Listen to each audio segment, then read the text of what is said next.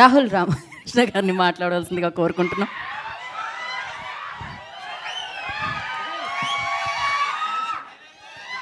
ఎంతసేపు అరుస్తారు నేను చూస్తున్నాను.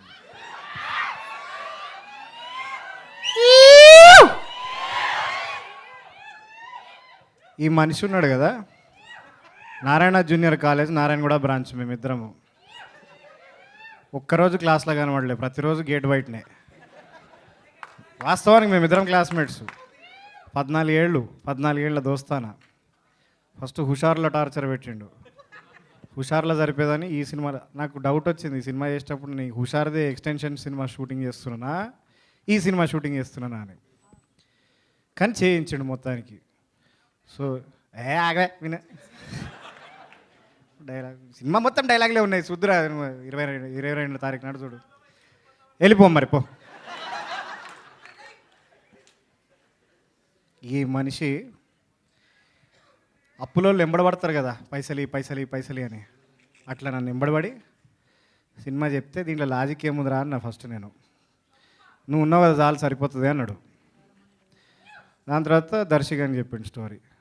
దర్శిగాడు నాకు ఫోన్ చేసి ఈ సినిమాలో లాజిక్ ఏముందిరా అని అడిగాడు. మనం ఉంటే సరిపోతుందిరా అన్న నేను.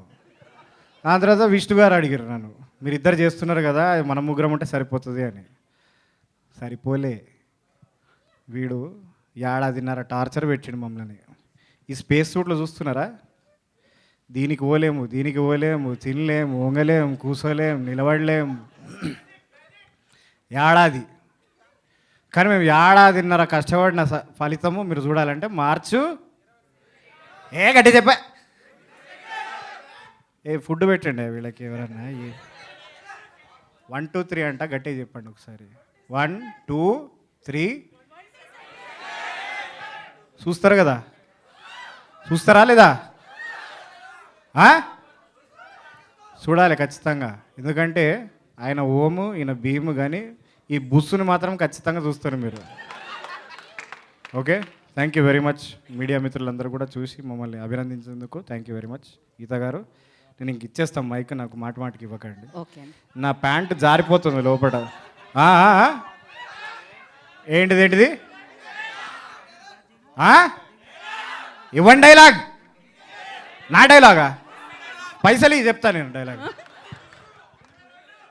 Thank you so much. మీరు మరీ ఎక్కువగా కదలకండి. మాకు అర్థమైంది మీ వస్త్రాలు మిమ్మల్ని ఇబ్బంది పెడుతున్నాయని.